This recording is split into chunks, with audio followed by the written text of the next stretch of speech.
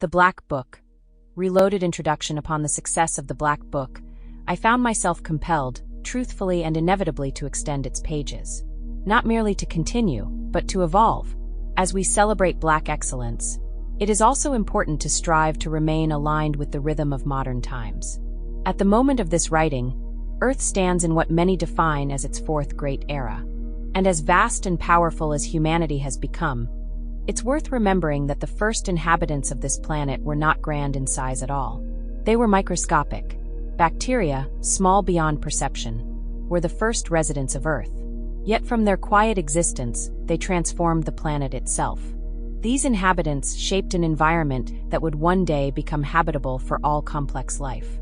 Among their greatest contributions was oxygen, something we now depend on for every breath.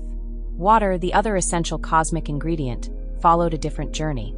Born from the earliest forces of the universe, namely hydrogen, which emerged in the aftermath of the Big Bang.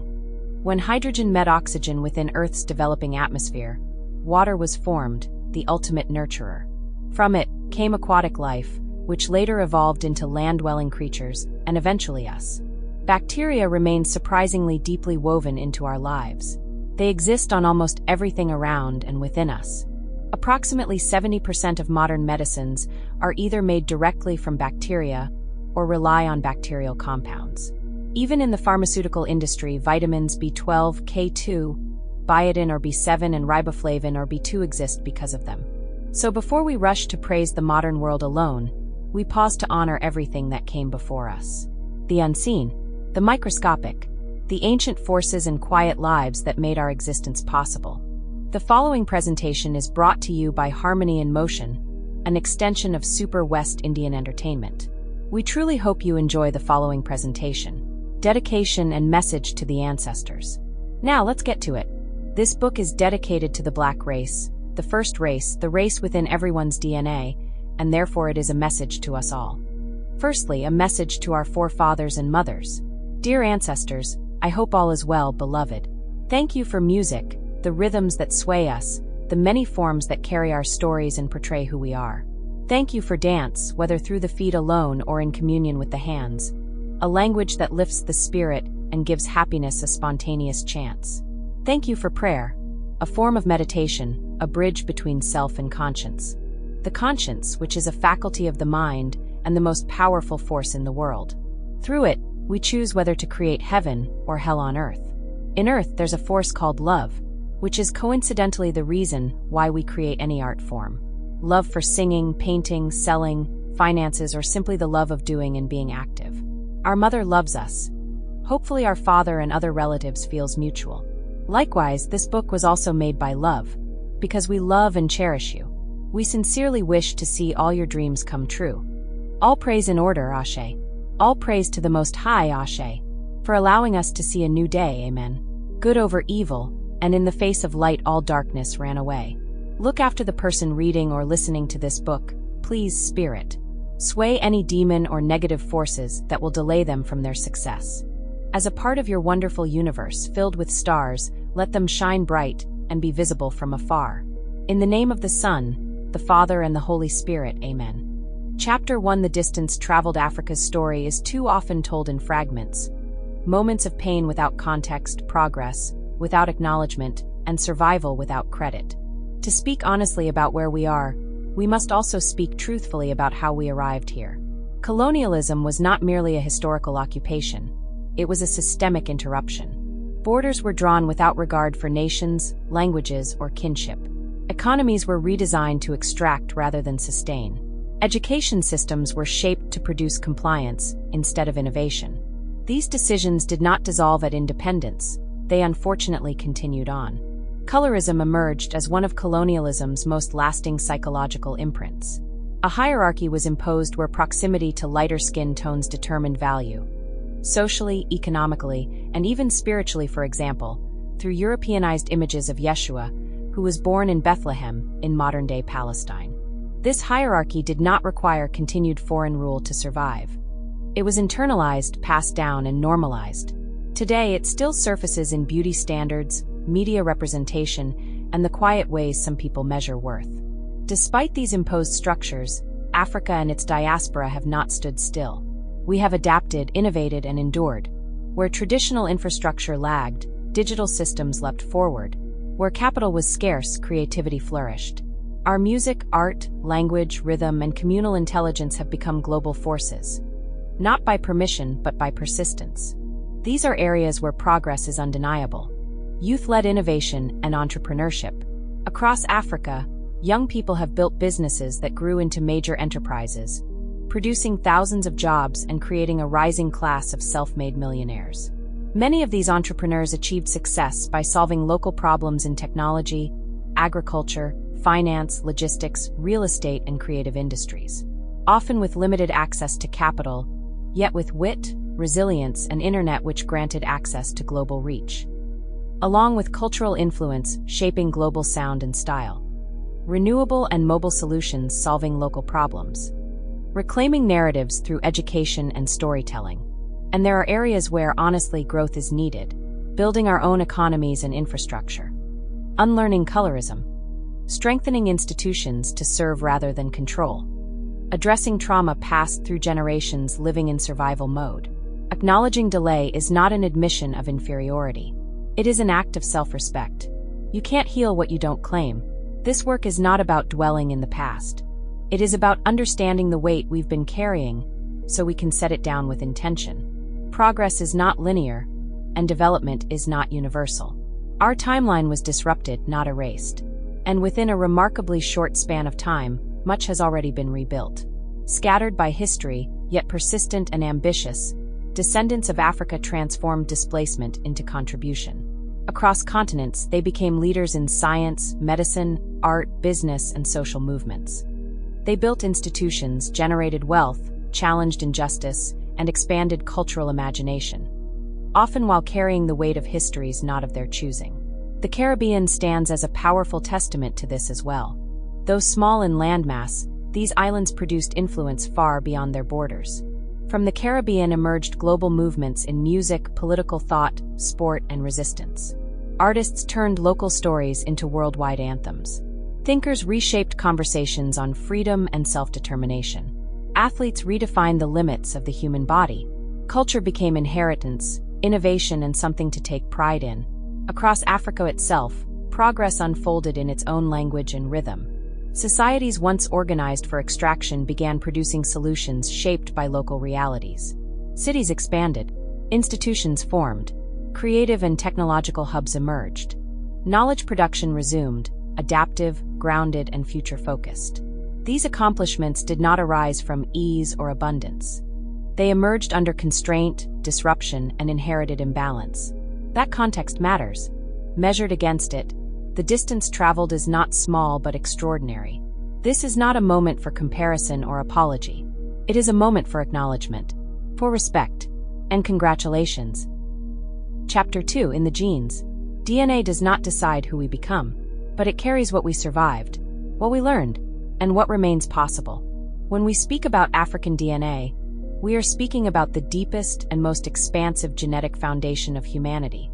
It holds the widest range of human variation, shaped by long histories of movement, environment, climate, diet, and survival. Yet paradoxically, this DNA has been among the least studied in modern medicine. This lack of medical and genetic data has nothing to do with biology. It is the result of historical exclusion. African populations carry the greatest genetic diversity among humans. This diversity includes variations that influence immune responses, disease resistance, metabolism, physical endurance, and how bodies respond to medication and stress. These traits did not appear randomly. They are the result of long adaptation to varied environments over time. This diversity is not abstract. It is measurable and important. When medicine is built without fully understanding this genetic range, diagnoses and treatments are based on incomplete information. Much of modern medical research has relied on a narrow genetic sample, and the consequences of that imbalance are real. As a result, some conditions are misdiagnosed, diagnosed late, or missed entirely. Some medications are less effective or carry greater risk, and medical risk predictions fail to reflect real human variation. This does not reflect a limitation in African DNA. It exposes a limitation in the systems studying it. Alongside DNA exists another layer: gene expression. Genes do not act alone. they respond to their environment. Stress, safety, nutrition, and stability influence which genetic instructions are emphasized and which are quieted. Over time, sustained survival conditions can shape biological responses that carry across generations. The DNA stays intact. What changes is how the body adapts. Heightened alertness, endurance, and resilience once increased survival. In different environments, these same responses may later appear as anxiety, inflammation, exhaustion, or imbalance. What once protected life can weigh heavily in a changed context. This is not failure, but survival carried forward. When understood and regulated, survival traits can be redirected into skill. Hyperawareness, often labeled as anxiety or overthinking, can become foresight. People with heightened awareness frequently detect shifts in mood, risk, or opportunity before others do. In leadership, this supports strong situational judgment. In business, it sharpens negotiation and risk assessment. In creative work, it enhances timing, emotional intelligence, and depth. When grounded, hyperawareness becomes perception rather than panic. Heightened responsiveness, the body's quick readiness under pressure, is often mistaken for nervousness. Yet this same trait fuels performance in high-stakes environments. Emergency responders, athletes, performers, traders, and crisis managers rely on fast physiological activation. When paired with recovery and rest, this responsiveness supports decisiveness and presence instead of burnout. Endurance, shaped by long exposure to uncertainty, can feel like emotional heaviness. But endurance is also the ability to persist. It underlies long-term entrepreneurship, caregiving, organizing, and artistic mastery. Many lasting systems are built not by speed, but by those who can stay engaged when momentum slows. Adaptability, sometimes read as inconsistency, is another inherited strength. The ability to read environments quickly, adjust behavior, and learn new systems has allowed African and diasporic communities to thrive across continents. In modern contexts, adaptability supports innovation, cross-cultural communication, and rapid learning, skills suited to constant change. Even vigilance, when softened rather than erased, can be refined into discernment. Discernment is not fear, it is selective trust. It allows people to choose environments, relationships, and opportunities with intention rather than impulse. The shift is not about suppressing these traits. It is about regulating and directing them. When safety, rest, and stability are introduced, survival traits no longer dominate. They specialize. What helped us survive under pressure can become a skill when we are no longer under threat. Understanding what has been missing also reveals where opportunity lives. Shortcomings are not fixed limitations, they are signals. Where data is incomplete, research can expand. Where systems failed to include us, new frameworks can be built. Where survival responses no longer serve, they can be retrained into stability, focus, and health. Maximizing shortcomings begins with awareness. It means turning gaps into questions, pressure into insight, and adaptation into intention. It means investing in research that reflects reality, care that honors difference, and environments that allow bodies to move out of survival and into balance. Traits shaped by necessity can be refined by choice. Survival responses can become strategy and reworked for stability. Questioning overlooked research and medicine can become the foundation to improving healthcare, ultimately leading to a better quality of life. Chapter 3. With thanks. Before we speak about measuring progress, it should first be acknowledged. We currently use items every day without knowing who made them possible.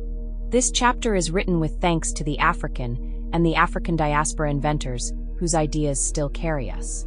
Thank you, Garrett Morgan from the United States, for improving the traffic light. His work helped bring order to busy streets and reduced accidents. Without it, modern intersections would be chaos, and getting across the road would feel like a daily risk. Thank you, James E. West from the United States, for co-developing the electret microphone. This invention became the standard microphone used in phones, laptops, recording studios, and communication systems worldwide. Without it, modern sound would be harder to capture, more expensive, and less clear. Thank you, Dr. Patricia Bath, also from the United States, for creating a laser-based method to remove cataracts and restore sight. Her work helped millions regain vision. Without breakthroughs like this, preventable blindness would still steal years of life from many. Thank you, Frederick McKinley Jones, another United States resident, for developing practical transport refrigeration. His invention made it possible to move fresh food and medicine safely over long distances. Without it, global food systems, vaccines, and emergency supplies would be far more limited. Thank you, Lewis Latimer, also from the United States, for improving the carbon filament used in electric lighting. His work made light bulbs last longer and become affordable for everyday homes. Without it, electric light would have remained unreliable and out of reach for many families. Thank you, Marie Van Britten Brown, another United States resident, for inventing an early home security system using cameras and two-way communication. Her idea laid the foundation for modern home security. Without it, many people would feel far less safe in their own homes. Thank you, Mark Dean from the United States, for helping shape personal computing through key hardware innovations. His work helped make computers faster, more powerful, and more accessible. Without it, the idea of a computer in every home would have taken much longer to become real. Thank you, Otis Boykin, a United States resident, for developing precision electronic components that improved the reliability of computers and medical devices. Without dependable electronics, modern technology would be less safe and far more frustrating. Thank you, Granville T. Woods from the United States, for innovations that improved electrical and railway communication systems. His work made transportation safer and more efficient. Without it, train travel and electrical systems would have been far more dangerous. Thank you, Lonnie Johnson, an engineer whose work shaped both serious science and everyday joy. While working as a NASA engineer in the United States, he helped develop energy-related technologies and later invented the Super Soaker water gun, one of the most successful toys of all time. His career shows that innovation does not have to be distant or cold, but can be practical, imaginative, and accessible. Without minds like his, many advances in energy systems and even simple moments of play would not exist in the way we know them today. Thank you, Shirley and Jackson from the United States, for scientific research that helped advance telecommunications. Technologies that support caller ID, fiber optics, and modern communication grew from foundations she helped shape. Without this work, global communication would be slower and less reliable. Thank you, Dr. Charles R. Drew from the United States, for pioneering modern blood banking. While the first hospital blood bank was created by another physician, Dr. Drew developed and organized large-scale systems for collecting, storing, and transporting blood plasma safely. His work made it possible to have life-saving blood ready during emergencies, surgeries, childbirth complications, and disasters.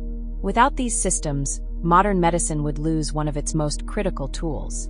Thank you, Philip Emiguili from Nigeria, for advances in high-performance computing that helped shape how complex calculations are handled today. His work contributed to the way modern computers process massive amounts of data. Beyond machines and devices, we give thanks for Africa's agricultural foundations.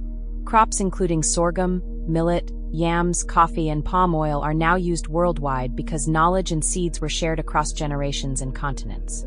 What makes these contributions even more meaningful is the time and place they came from.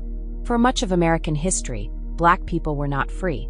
Laws and systems restricted movement, education, safety, and opportunity. And yet, within a relatively short span of time, many inventions that shape modern life came from Black minds. These contributions did not come from a system that welcomed them, but from people who kept building even when the system stood in their way.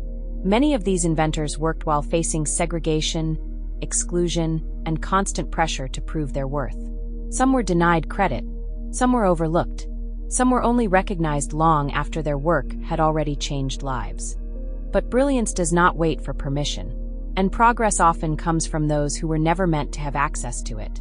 This chapter does not ask for applause. It is simply a thank you. Thank you for the ideas that became systems. Thank you for the solutions that became everyday life. Thank you for knowledge that traveled the world, even when its origins were forgotten. Because before the world could move forward, someone had to build the way. Chapter 4. Honoring the brave. Courage did not appear once. It appeared time and time again, in different places, under different flags. They may be gone, but they are surely not forgotten. This chapter is dedicated to the brave, specifically those who stood tall when the odds were stacked against them and chose truth over comfort. Patrice Lumumba stood for a Congo that truly belonged to its people. He believed independence meant more than a flag. It meant control over land, resources, and destiny. He spoke openly when silence would have been safer. In 1961, his life was taken, but his vision did not disappear. Across Africa, his name became a reminder that truth spoken too early, even when necessary, can be dangerous. Thomas Sankara, from Burkina Faso, stood with the belief that dignity could be built from within. He asked his people to grow their own food, educate their children, and respect women as equals. He lived simply so others could live better. When his life was taken in 1987, what remained was an example of leadership rooted in integrity, not excess. Steve Biko, from South Africa, stood for the idea that freedom begins in the mind. He taught that oppression survives when people are made to believe they are small. In 1977, he died after being badly hurt while in custody. His body was taken, but his message traveled far beyond the walls meant to contain it. Lucky Dube, also from South Africa, stood by telling the truth through music. He used his voice to speak openly about apartheid, violence, and division when many were afraid to do so. His songs carried messages of unity, responsibility, and self-respect across borders and generations. In 2007, his life was taken during an act of violence, but the truths he shared continue to live wherever people choose awareness over silence.